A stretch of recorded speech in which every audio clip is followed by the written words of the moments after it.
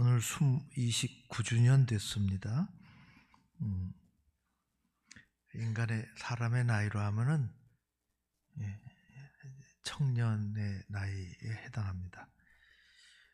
아직 다 영그러지지 않은 사람으로 하면 또 무한한 가능성을 가지고 있는 그런 나이라고도 여겨집니다. 저는 교회 29년의 역사를 모릅니다. 전혀 모른다고는 할 수 없지만은, 그러나 저의 기도와 관심은 오늘 현재와 내일의 어떤 모습이 되어가야 하나, 거기에 있습니다. 교회가 정말 중요하죠.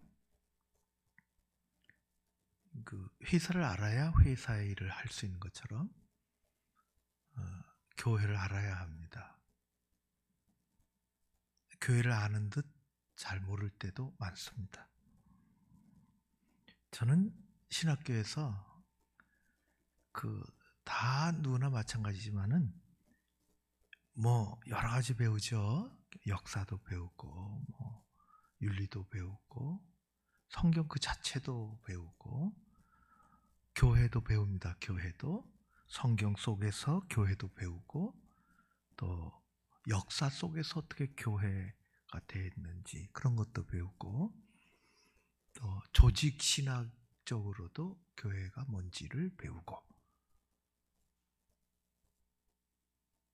그래서 저는 교회를 다 배웠다고 생각했습니다.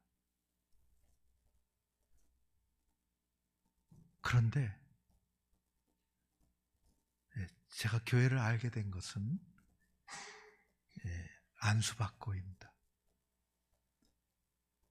그리고 또 전도사 때 한 것도 아니고 목사가 돼서 교회를 알게 되었습니다.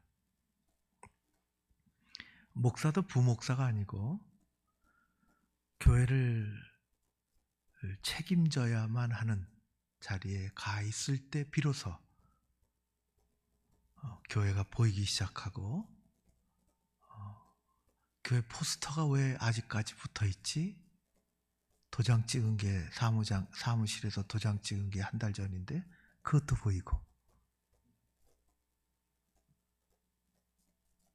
왜 화장실에서 냄새나지? 그것도 냄새도 맡게 되고,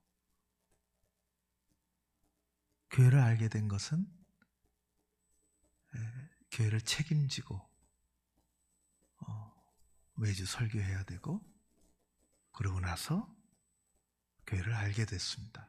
아직도 다 모르지만 교회라는 것이 이런 것이로구나 하는 것을 알게 됐습니다. 그래서 어디가 교회 설교 많이 합니다. 교회 자체가 뭐냐? 우리가 교회를 알아야, 예수님을 알아야 신앙생활하는 것처럼. 교회 오늘 말씀의 제목이 하나님의 경륜의 비밀. 교회 경륜 잘 안 쓰는다는데요. 아주 신학적인 단어고요. 성경에 나오는데 하나님이 목적을 가지고 행하시는 일, 그걸 그냥 신학적으로는 경륜 그렇게 얘기합니다. 하나님이 일하심, 하나님 일하심. 하나님 막 일하시겠어요? 하나님 아무 의미 없는 일을 행하시지 않습니다. 하나님의 일하신 것이 크든지 작든지 그 안에는 하나님의 경륜이 있습니다. 하나님 계획하신, 그걸 시작하시는 것, 진행하시는 것, 그것이 있어요. 성취하시는 것, 하나님의 방식. 아니, 가게를 해도, 회사를 해도 그게 천년 이어질 가게도 아니고 그러지만은 다 뜻이 있는데, 거기다 왜 세웠는지, 거기다 왜 자리를 얻었는지서부터 뭘 할 건지, 어떤 방식으로 나는 할 건지, 손님을 내가 어떤 마음으로 맞이할 건지를 다 갖고 하는 건데, 아니 하나님이 그거 없으시겠어요? 하나님의 경륜이라 그럽니다. 경륜이라. 이게 비밀이라는 거예요. 사람은 누구나 다 비밀이 있습니다. 처음에는 비밀이 없이 태어나죠. 유치원 다니는 아이가 비밀이 있겠어요? 없어요. 근데 어느 순간 엄마한테 물어봐요. 엄마, 비밀이 뭐야? 비밀은 너만 아는 거야.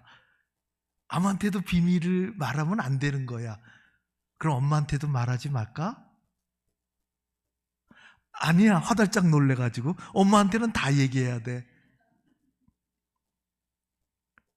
사람은 중학교 가고 고등학교 가면은 뭘 잘못해서가 아니라 비밀이 생깁니다. 비밀이, 감추고 싶은 게. 그래서 어느 순간 방문이 닫혀요. 엄마 출입하지 하는 게 어떨 땐 불편해요. 청소년들끼리는 그래서 은어가 있어요. 자기네들끼리 세계를 만들기 싶어서. 비밀은 보물상자와도 같아요. 그 지켜줘야 될 때가 있어요. 낱말은 새가 듣고 반말은 쥐가 듣지만은 비밀은 잘 지켜지기를 때로는 원하죠. 남자들은 자기 비밀을 보다는 남의 비밀을 잘 지켜주고, 여자들은 자기 비밀을 잘 지키고 남의 비밀은 잘 안 지킨다고 그러더라고요.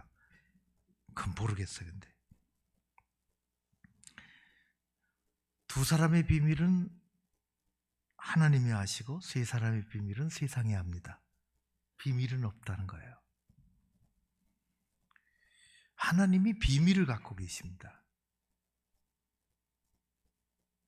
하나님의 비밀이 자꾸만 밝혀지는 거예요. 예수 그리스도 오심으로 하나님에 대해서 너무 많이 알게 됐습니다. 하나님이 갖고 계신 비밀을 밝히실 때에는 우리가 잘 알아야 합니다. 그걸 알아야 신앙생활을 잘할 수가 있습니다. 근데 하나님의 비밀을 갖고 계시는데 알고 싶지 않은 게 있어요. 하나님이 안 알려주십니다. 그거는 알려고 하면 이단입니다. 예수 그리스도 언제 오실는지 그건 봉인된 비밀입니다. 봉인. 그거 내가 안다. 그거 다 이단입니다. 세상 모르지. 나만 다 알아. 나만 가르쳐 주셨어. 그거 다 이단이에요. 그래서 생기는 거예요. 그런데 하나님은 비밀을 이렇게, 그걸 오픈 시크릿이라 그러는데 알려주십니다. 그걸 철저히 우리가 알아야 합니다. 왜요? 세상은 모릅니다.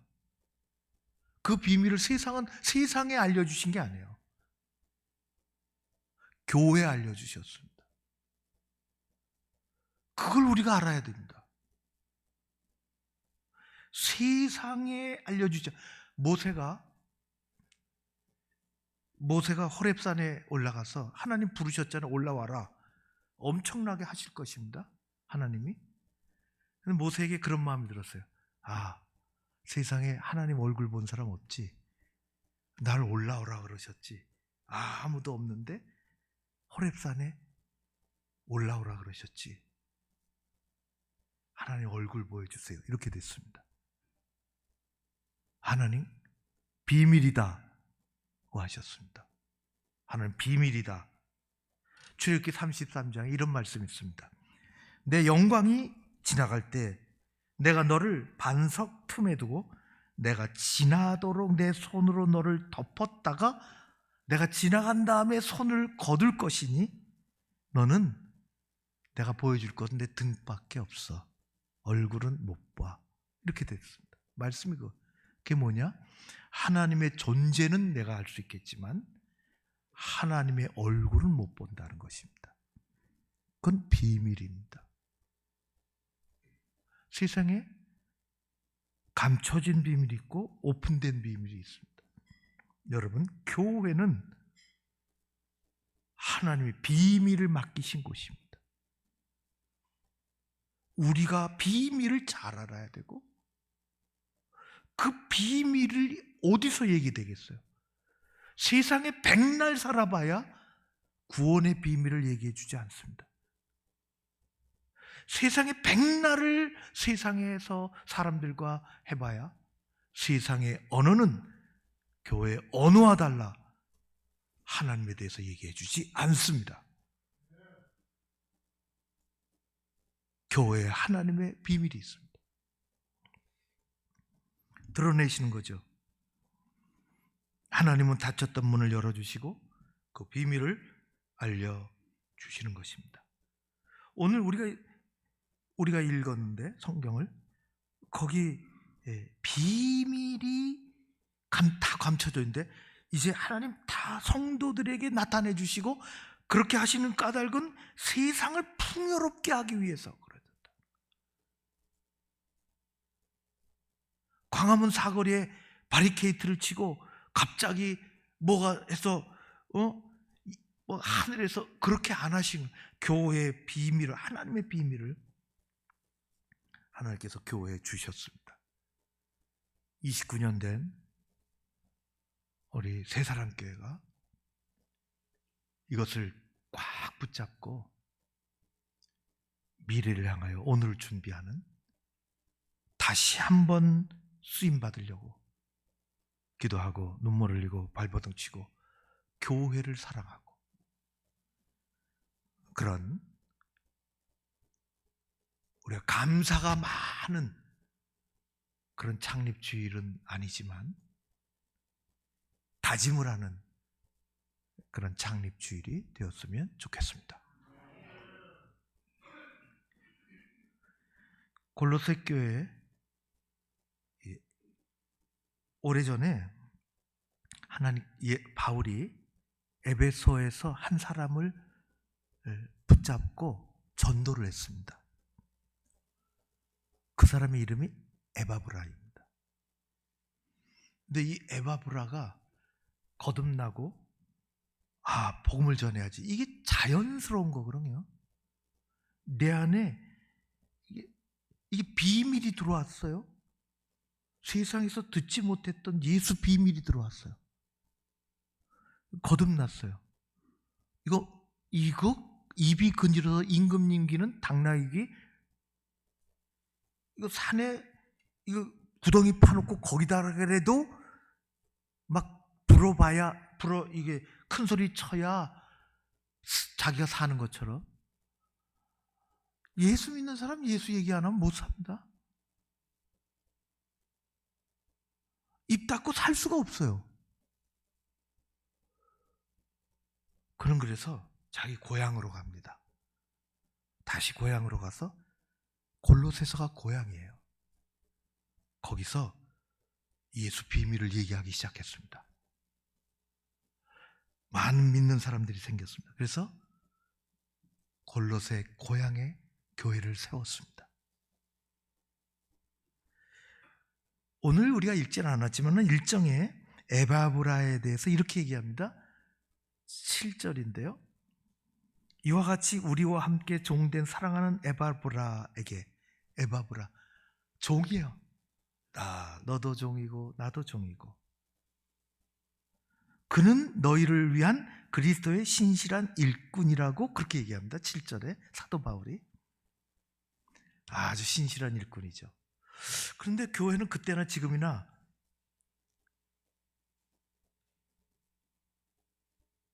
이런저런 어려움이 있는데요. 골로새 교회에 어려움이 생겼습니다. 그거는 거짓 사람들이 들어왔습니다. 거짓말하는 사람들, 선동하고 유혹하고, 그리고 또 이단들이 들어왔습니다. 그래서 어떻게 에바브라가 이게 할 길이 없어요. 혼란스러우니까 성도들이 유혹받고 교동독체가 약화돼요. 그래서 할 길이 없어서 그가 로마로 다시 갑니다. 그리고 로마의 감옥에 갇혀있던 바울을 만나서, 골로새에 이런 일이 있습니다. 큰일 났습니다. 어떻게 할까요? 어떻게 하면 좋을까요? 기도하고 같이 그리고 바울이 성령 안에서 글을 써서 에바브라에게 갖고 가라, 갖고 가시오. 그래서 그렇게 혼란스러워하는, 갈 길을 알지 못하는 위기 상황 속에 있는 교우들을 모아서 이거 읽어라. 그래서 읽는 거예요. 그래서 읽는 겁니다. 그래서 오늘 24절에 보니까 나는 그렇게 돼 있어요. 사도 바울입니다. 나는 예수 고난의 남은 고난을 내가 짊어지겠다 는 것입니다. 그리고 그렇게 된 것은 우리가 다 교회 일꾼인데, 교회 일꾼은 이것을 주신 이 직분을 따라서 하나님의 말씀을 이루어야 한다. 이게 비밀이다 는 것입니다. 비밀 결사 조직을 만드는 것이 아니라 하나님께서 맡겨주신 이 엄청난 세상이 알지 못하는 이 구원의 비밀, 교회라는 비밀, 그것을 우리가 맡았지 않았느냐? 교회를 위해서 우리가 다 해야 된다. 고난이 오면 우리가 맡아야 된다. 남은 고난은 우리 몸에, 내 몸에 이 비밀을 만세와 26절에도 그래 만대로부터 감춰졌던 것인데 이제 성도들에게 다 알려진 거 아니냐? 우리가 그 가운데 있다. 그렇게 말씀하시는 것입니다. 얼마나 놀랍습니까? 교회가 이게 보통입니까? 교회가 이게 누가 하고 싶다 그래서 하고 말고 싶다 그래서 많은 겁니까? 비장한 마음으로 교우들 앞에서 눈물을 흘리며 바울의 글을 그렇게 읽는 것입니다. 내 괴로움 기뻐한다. 남은 고난 내 몸된 교회, 예수 그리스도의 몸된 그 교회를 위하여 내 육체에 채운다. 내가 짊어지고 간다. 우리가 다 그렇게 해야 되는 것이다. 하나님의 말씀을 이루기 위해서 그렇게 하는 거다. 가르치는 것입니다. 바울은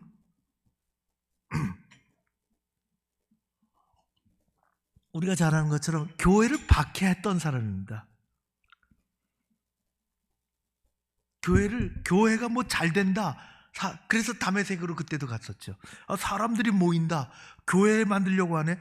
그럼 싹쓸이 하려고 가다가 예수님 만났죠. 예수님의 음성을 들었습니다. 누군지 몰랐어요.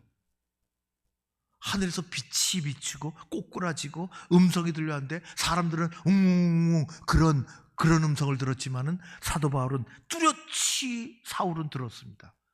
꼬꾸라져서 들린 음성, 사울아 왜 나를 핍박하느냐?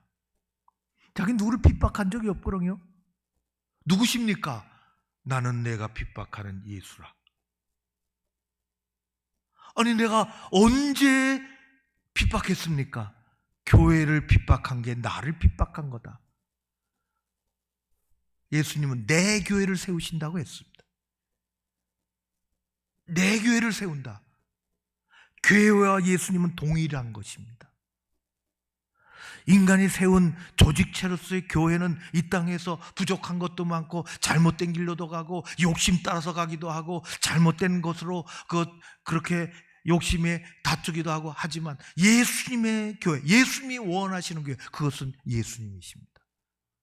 예수님과 교회는 동일합니다. 왜 나를 핍박하느냐? 내가 언제 당신을 핍박했습니까? 교회를 핍박한 것이고 나를 핍박한 것이다.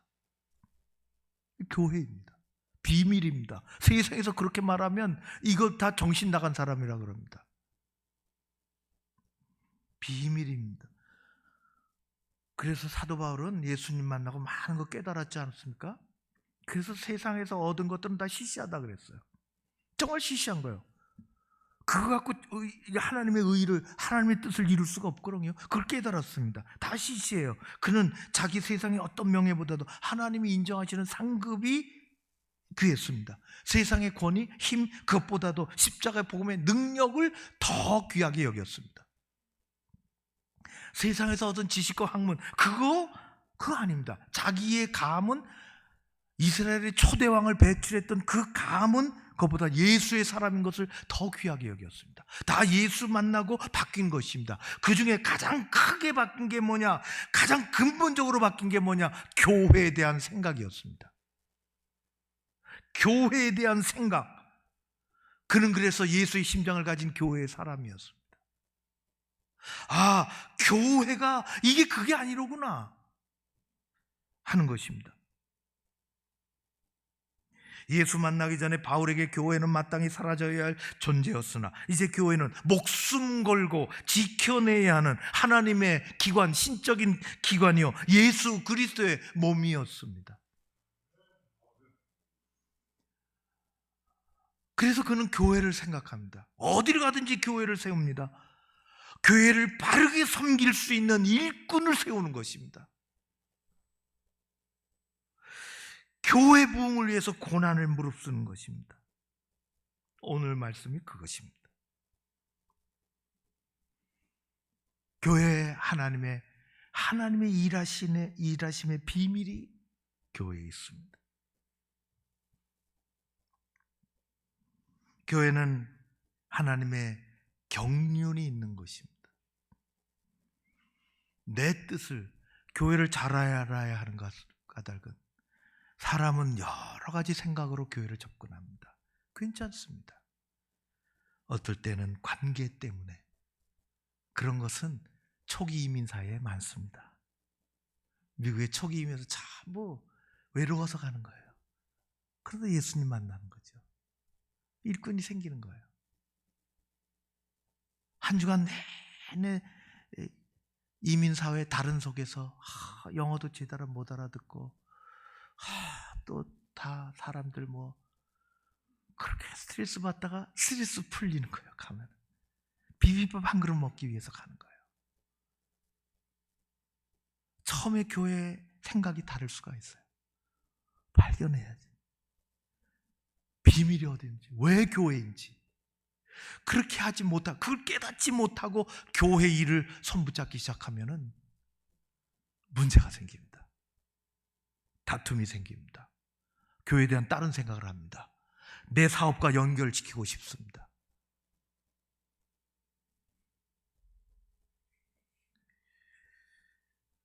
저는 교회를 많이 경험했습니다. 한 교회 다녔지만은 세상 여러 교회 다니면서 봤습니다. 말씀도 전했습니다. 교회가 설립된 지 5년밖에 되지 않은 교회도 있고요, 50년 된 교회도 있습니다. 500년 된 교회도 있습니다. 성경의 말씀처럼 살았다는 이름은 가졌지만은 죽은 교회도 있었고, 죽은 것 같은 몸에서 새싹이 돋아나는 교회도 있습니다. 교회 연수 상관없습니다.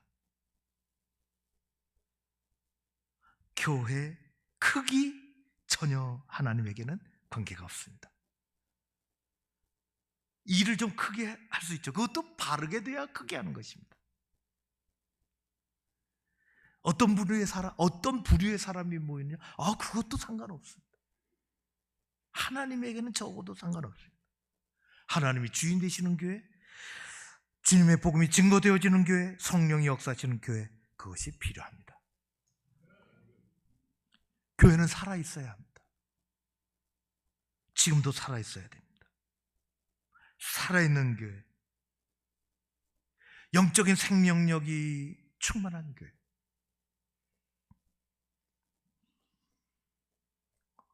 어떤 학생이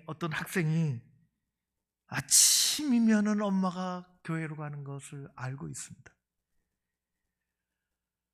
종소리가 땡땡 나면은 엄마가 부시럭 일어나서 갔다 오시는 것을 알고 있어요.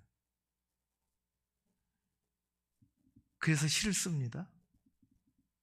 시가 이렇습니다. 언덕 위의 교회, 빨간 양철 지붕을 딛고 종각이 서 있고 그 종각 위엔 하얀 십자가가 서 있었다. 종치기 할아버지는 새벽잠이 없어 동이 트기 전에 일어나서 종을 친다. 새벽 종소리가 나기를 기다리시던 어머니는 그 종소리가 멎기도 전에 집을 나서 언덕 위의 교회로 가시고 나는 배 깔고 철로 역정을 열심히 읽고 있었다. 새벽 통성기도 소리는 우리의 집까지 들려왔다. 늙으신 평안도 목사님은 사투리로 기도를 드린다. 이 잠자고 있는 나라 백성들을 주여 흔들어 깨워 주십시오. 죽음의 잠에서 눈뜨게 하여 주십시오. 목사님의 음성은 언제나 떨리고 있었다. 새벽 기도가 끝나고 교회 언덕을 내려오시는 어머님의 반백 머리 위에 아침 햇살이 조용히 내려와 앉아 있었다. 살아있는 교회입니다. 기도할 시간이 됐습니다. 누군가 일어나서 종을 댕그랑 치고 그 소리가 먹기도 전에 옷 집어 입고 교회로 달려가니 목사님 먼저 와서 무릎 꿇고 있고 평안도 사투리 하시는 나이 드신 목사님은 이 백성을 용서해 달라고 기도하고 어느덧 해가 떠오르고 살아있는 교회입니다. 살아있는 교회입니다. 교회는 살아있어야 합니다. 하나님의 경륜이 일어나도록 교회는 살아있어야 하는 것입니다. 교회는 세상 법이 지배하지 않습니다. 하나님의 법이 우주를 지배하는 것처럼 교회를 다스려야 하는 것입니다. 세상에서 들려오는 언어와 교회에서 들리는 언어가 다른 것입니다.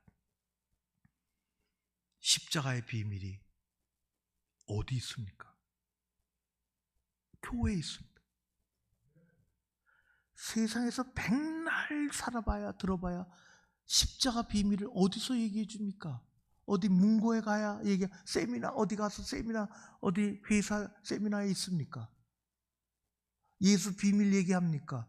죽은 후에 우리의 삶이 어떻게 된다는 그 영적인 비밀을 어디서 얘기해 줍니까? 다 하나님은 교회에 두셨습니다.